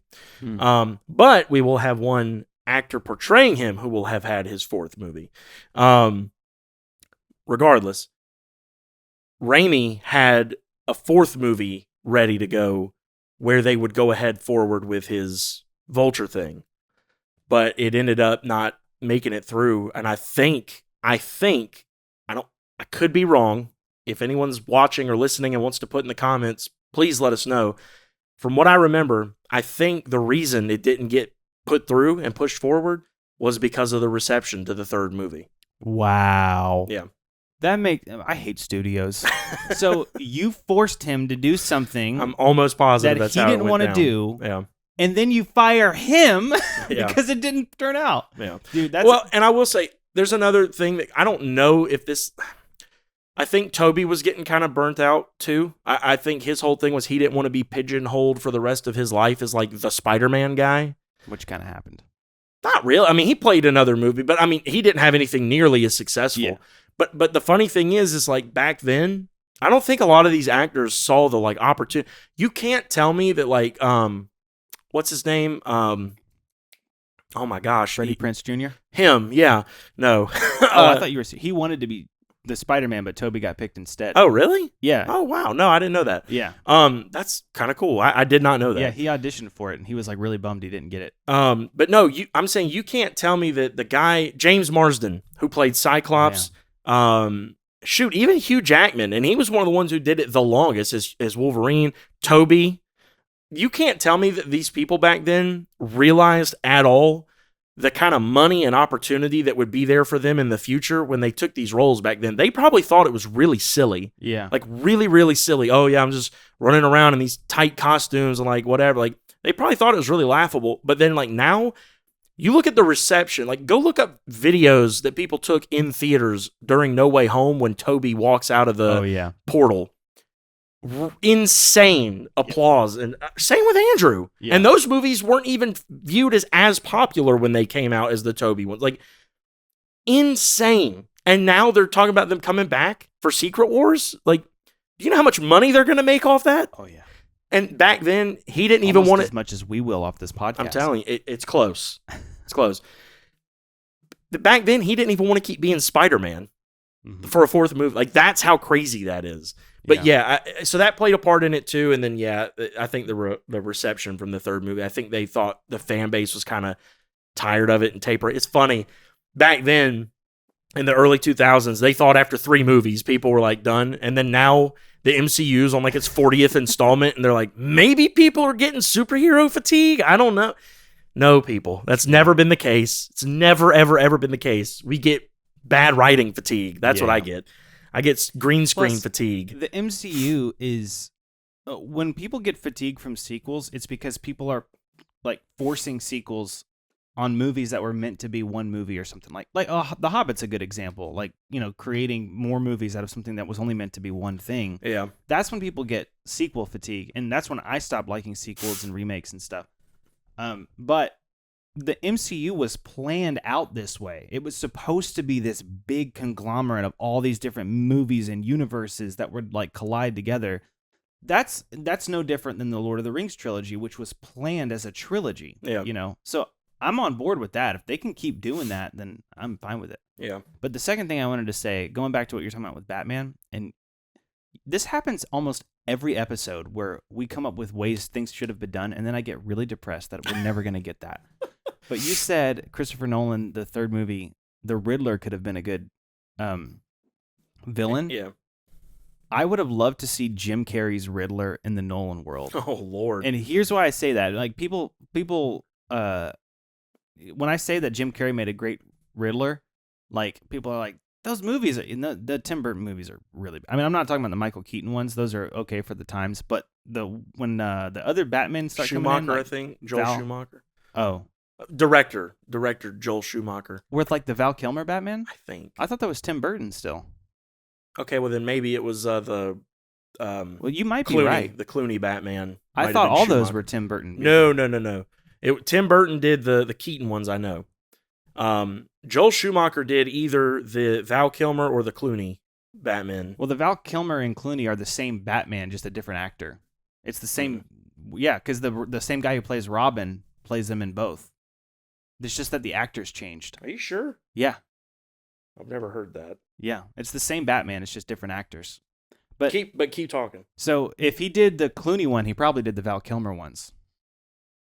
But anyways, Jim Carrey's Riddler and even Tommy Lee Jones's Two-Face in Batman Forever were both, I thought, really, really good portrayals of those villains. If you're talking about comic booky world, the problem was the movies themselves were so weird and the directing was just so weird that it didn't hit well at all. And so people associate Jim Carrey's Riddler with that like weird kind of didn't really work.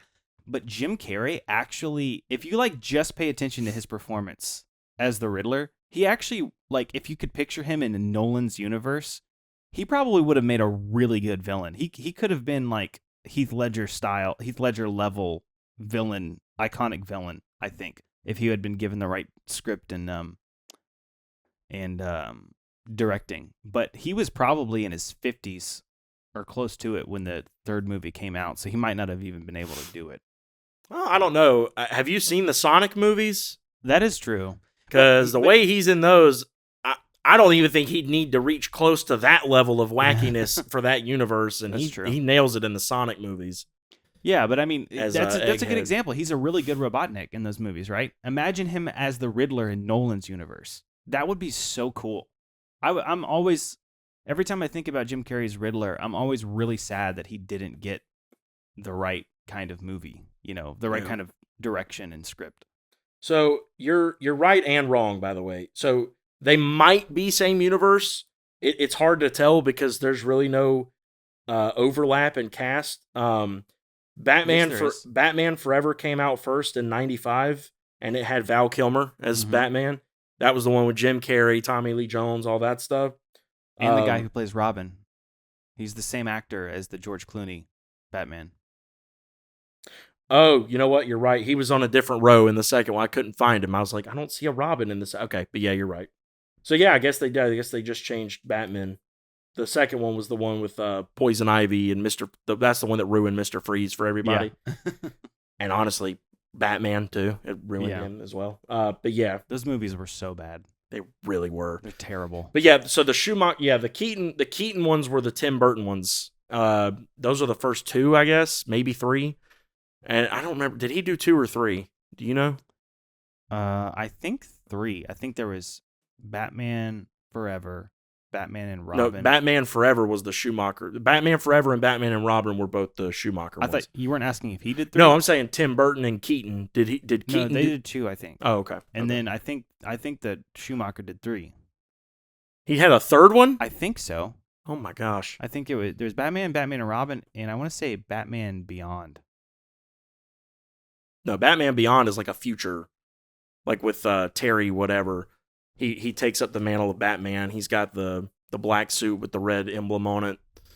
Now there was a Batman Beyond script that was posted like to try and be made years ago, and it never did. And then more recently, the people behind the Spider-Verse movies tried to pitch a Batman Beyond animated film in the same kind of style as the Spider-Verse movies.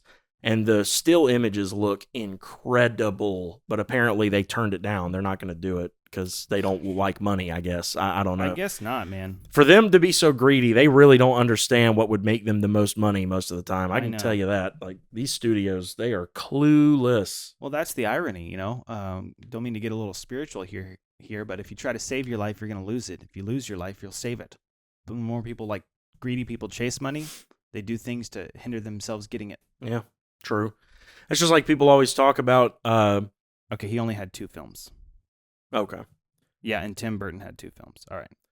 People always talk about J. Jonah Jameson would like totally realize that Peter Parker is Spider-Man if he wasn't so clouded by rage all the time. That's very true.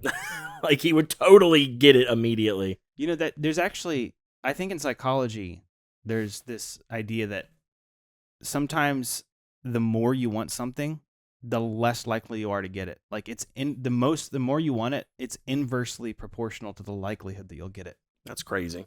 Yeah. That is terrible news for me. So yeah, just like a couple other things to touch on here. I mean, the comic book Mount Rushmore thing, I just mainly wanted to say I disagreed with it. Like I don't really know who I would put up there. Like I'm cool with giving James Gunn a spot. I'm even cool with giving Raimi a spot because of what his movies did for comic book movies and kind of movies in general. But well, then you'd have to give Christopher Nolan too, right? I just don't know if I can for him because the thing with Raimi's is like, it changed things for the better. Nolan's was a very unique thing and something never done, but it changed things and no one's been able to replicate it in a good way since.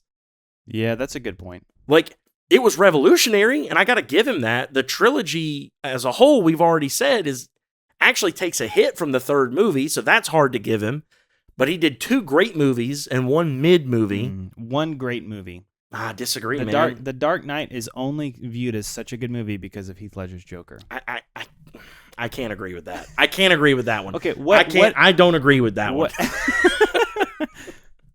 All right. Well, first off, I want to ask why you feel that way in a second. But first off, the ending, and this might be, true to Batman's character in the comics. I don't know, but if it is, then I just don't like Batman. You don't. I mean, that's been evident for a long time. That's fair point. But the end, I hated the ending. Like, you're gonna lie about the fact that you killed Harvey Dent to try and Harvey Dent should face justice for what he did. He didn't lie about that. He did kill him. No, the Joker killed him or whatever. No, he turned him into Two-Face.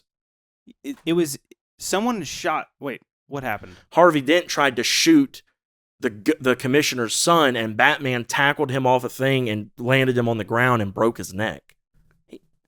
But he did it. Batman's whole thing was he wanted to lie and say that Batman, was the one who killed all the people that Two-Face killed. That's what it was. Yes. Okay. Yeah, and preserve his image, to preserve Harvey's image. And Harvey, so Harvey was trying to stop Batman, and that's right. That I hated that because that's not heroic at all. That's lying about that is you have to face the truth, and you have to do I think that's terrible. I really despise that, and it doesn't make Batman a hero to me. It makes him and it was like this ending of like, oh, he's this heralding the Dark Knight that Gotham needs. I'm like, no, that's why Gotham sucks. I mean, it does. That's the point. That's not the point. The point was supposed to be like Batman's actually making it better because he's lying. I just hated it. I hated that whole idea, that whole premise. That does not make for a good movie. But the second thing is there was no like the Heath Ledger's Joker was incredible, and every time he was on screen, I was just locked in, and the dynamic between him and Batman was phenomenal as well. But as far as like the writing, the plot, the buildup, there was no real like story arc. I didn't understand it until and then at the end it ended up being more about Two-Face than it was about the Joker, and more about Batman lying to preserve Harvey's reputation.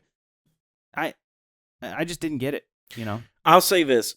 Technically, by it being about Two-Face, it was still about the Joker. Because the Joker's whole point through that movie was that I could take the best of you and turn you into someone like me.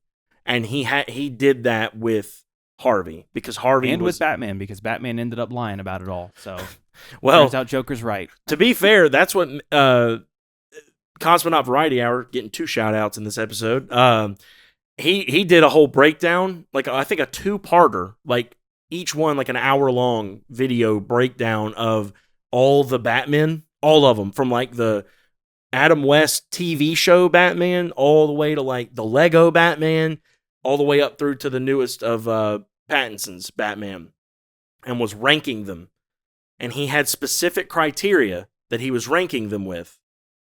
And even Nolan's Batman didn't make it very high on the ranking because the crucial rule with Batman, he doesn't kill. Yeah. And he killed Harvey. But that was an accident, right? It was, but he killed him.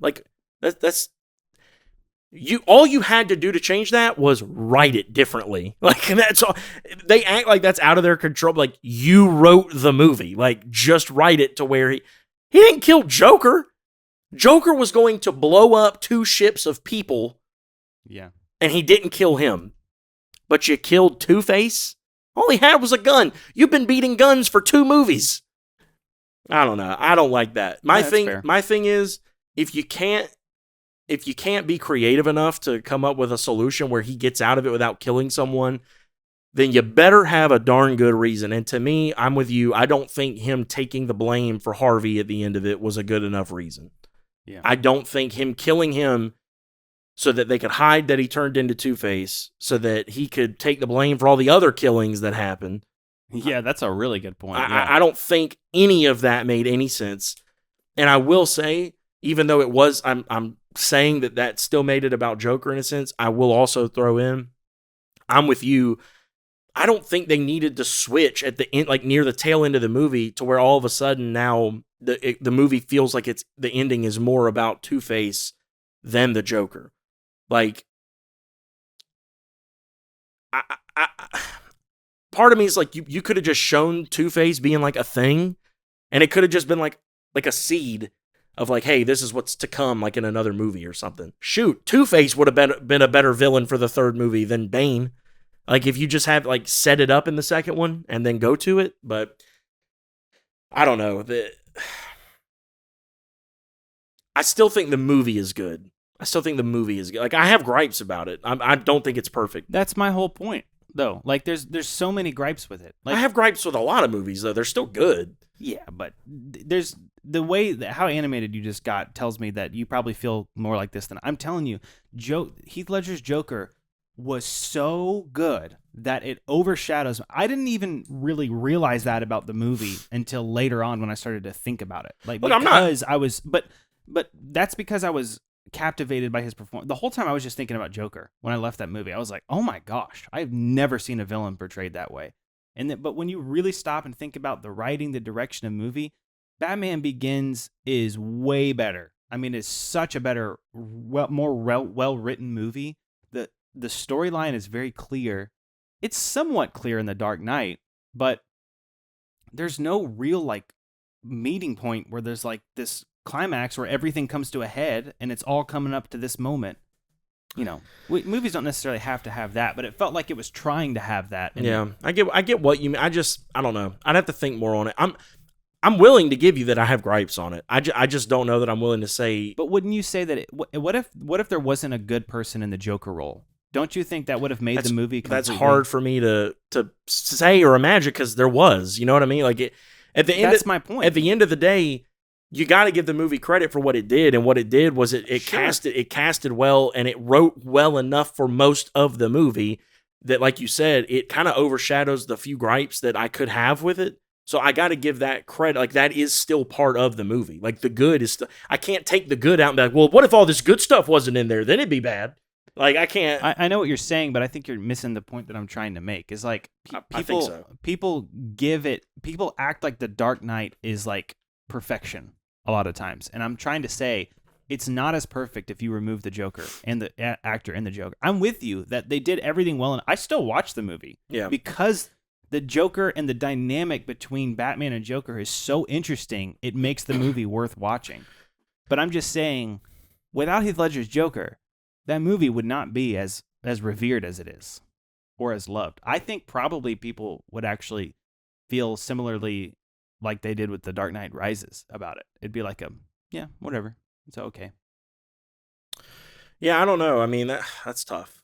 That's really tough because I don't know that it's hard to disagree with that because, yeah, I mean, I think if a lot of things have been done differently about it, yeah, I'd agree, but it wasn't. So I have to disagree because it was done how it was done, and it is revered as a great movie. I don't know. I'd have to think more on that, but I will say I am still at the point where I'm like, I'm not just putting Nolan on the Mount Rushmore just because he had two solid movies. Even if you were willing to say they were two great movies, I still, like, you know, I'm not willing to be like, oh, Mount Rushmore. I'll give you two solid movies. One of them was great. The Dark Knight. I know. Batman Begins was great. I don't think Dark Knight was on the same level as far as the writing and the story and there were even some things about Batman himself that I liked less in Dark Knight than Batman Begins. But I don't know. But that was, man, if I had known that was going to spark so much conversation, man, I would have just like kind of geared the whole thing towards that. But now I feel like I just got to like kind of rush through these other little things. I'm so sorry, dude. I forgot you had other things. No, I mean, honestly, none of it is that, like, that's what I wish I had structured this differently because we could have like done the whole back half of the episode a discussion about that. I didn't know it was going to spark so much interesting thoughts and discussion. But I mean, the other things, they're minute. I mean, they're tiny, just like news things, rumor things, just getting general thoughts. And I didn't know you had a newt. I don't. Oh. I don't. So it's minute? Yeah. Okay. Yeah. I did not know what you were talking about until you said that. I was like, I don't. I do not. I'm trying to think why you would think I do. I feel like I need to give him a hint. Yeah, you did. But yeah, just little things. So I don't know. Some of this you've probably seen. Most of it you've probably seen. You guys may have too. But just to kind of run through some quick things. Ryan Reynolds posted on his Instagram the Avengers A logo, but with a like red anarchist A written over it. Kind of finally officially hinting that he will be in presumably Secret Wars, maybe Doomsday. I don't know. I don't really know. The more I hear about Doomsday, I'm like, is this just like the prelude to Secret Wars, or is this like its own movie? Like, is this Secret Wars Part 1, or are we doing like this is its own thing, and then we're getting a Secret Wars? Like, I still think Secret Wars has got to be at least 2 movies. It has to be. Yeah. But he posted that, which kind of officially is like, oh, okay, thank goodness he's coming back for something.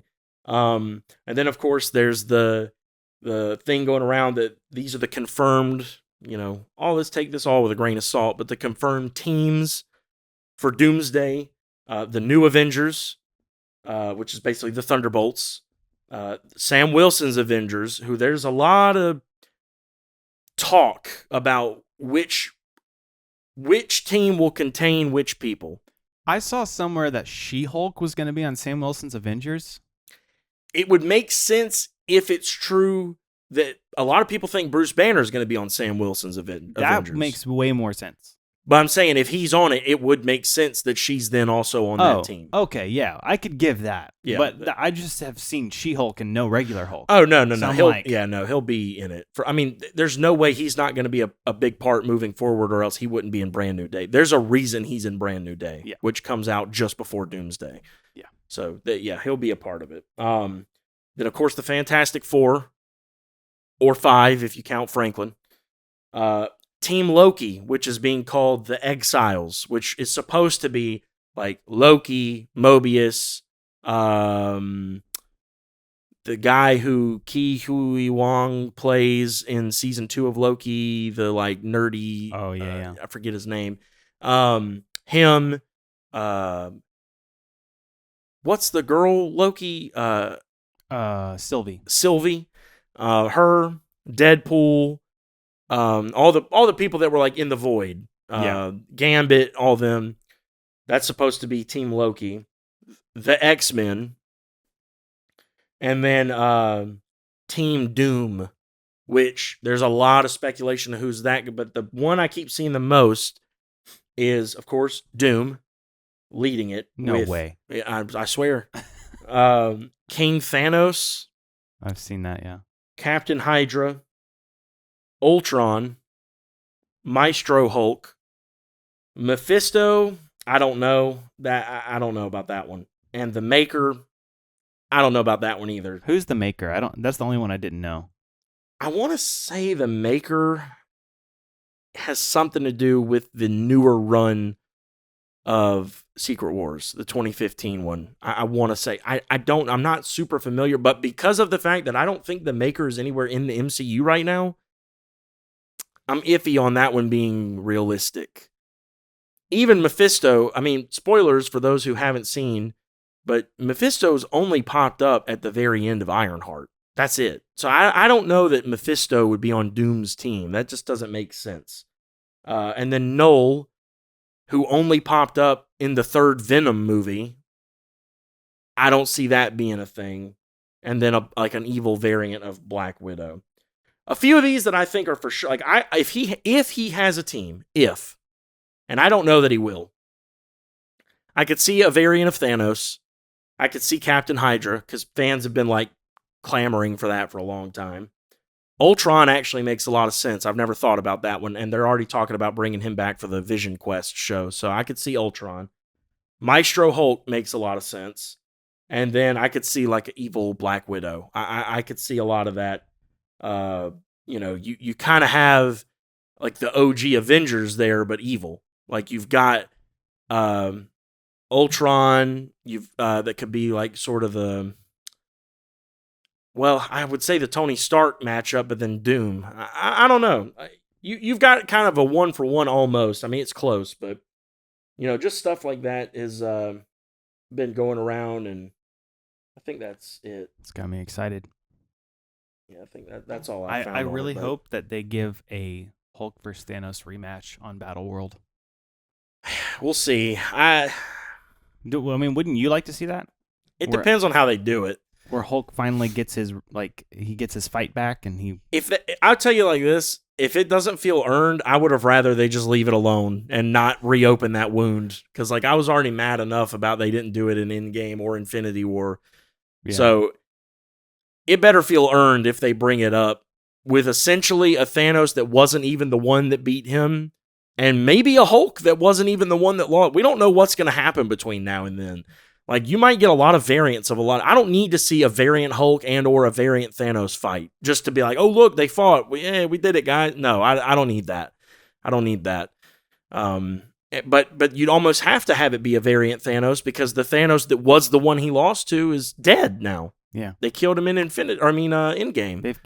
They've killed 2 variants of Thanos. Well, yeah, because the one that came back in time or whatever from the 2014 timeline. In Endgame, yeah, they killed him too. So yeah, you'd have to have it be a variant. Which that one from 2014, I don't know if that counts as a variant. It's more like they killed the same one twice. But I guess what they've kind of alluded to is that timelines are different universes, so maybe it is a variant. I don't know. They're very wishy-washy with that, but yeah, like some of the time they act like different universes are like the other Marvel properties that have been around. But then sometimes they act like, well, each timeline is a universe. Okay, well, which one? It can't be both, I don't think. I mean, that doesn't make sense to me, but I think it could be both. I think that because I think what they're saying is there's an infinite number of possibilities from the very beginning. Even the very beginning has an infinite number of possibilities. That's fair. That's their premise behind it. I think that's silly, but that's so like in other words, if there's an infinite number of beginnings of the universe, that creates branched timelines already. Yeah. And then within each of those, if anything different happens, it creates branches there too. Yeah. Yeah, fair. So, that was, just like I said, minute stuff. I wish I had just tackled that first and then done the Mount Rushmore thing second, but that's all right. We can't bat 1,000. We're not perfect. Well, we can be though. We can work on it. There's an infinite number of universes out there, and one of them we are perfect. Someone believes that. In one of those universes, Screenwoven is the best podcast in the universe. I think that's this one, but just a little down the road. Well, I think we're... Well, technically, that would be another universe because we could leap in time. And oh, I can't. I got a wedding this weekend, so I wish I could leap ahead. That sounds like something Ant-Man would say. I don't know. It's like... You're talking about timeline stuff, and he's just like, "Oh, I can't. I got a wedding this weekend." It just feels like a Paul Rudd thing. I'll take it. Do you really have a wedding this weekend? Yeah. Oh, whose wedding? My brother-in-law. If he's your brother-in-law, isn't he already married? No, I'm married. It's not my sister's wedding. I was hoping you were going to be like, "Yeah, never mind." I'll tell you what I was hoping after the podcast is done. Okay, that worries me. But yeah, that's all I got. I mean, did you have anything specific you wanted to? I had like 5 topics, but you never gave me the opportunity. No, I'm just kidding. Dang, I'm really, really sorry. No, it's okay. I didn't have anything at all. I was actually, because you sent me in a text, you're like, I got some things for us to talk about. So I was like, amping up for it. I was like, what's Chris gonna say? Well, now I'm like really glad I did, because I thought that the Mount Rushmore thing was just gonna be like, yeah, I guess you got something for us to talk about. Yeah. And then when we got here, you're like, oh, you said you have to like some spicy things to talk about. And I was like, no, not really. Then I said it, and you're like, I'm outraged. Yeah. This is preposterous. I was like, oh, maybe it was spicy. Okay, cool. Yeah. Well, we're obviously, there will be some Marvel news between now and the next time we do our podcast, so I'm sure we'll have that to talk about. But one of the things that has worked well for us in the past is just movie stuff in general. Like we did a Sing Street review A lot of people really like that. I got a lot of responses. Our review on The Patriot has the most responses online right now. So we might try to delve into some more like kind of off color. I don't know if that's the right thing. We'll figure it out. We'll figure out what we're going to talk about. Just not like brand new movie stuff. Yeah. Just going back and watching things we haven't watched or haven't watched in a long time. Yeah. You've kind of got me wanting to watch The Dark Knight again just to... I want you to see Stranger Than Fiction. But this is more important. No, we just talked about how we're going to do different things. But the Joker's so good. No, okay, yeah, we'll do. We can do Stranger Than Fiction. That's fine. Yeah, or a movie that you want me to see. But anyways, that's all I got too. So are we done? Yeah, I guess that's a wrap on this one, I think. All right. Bye.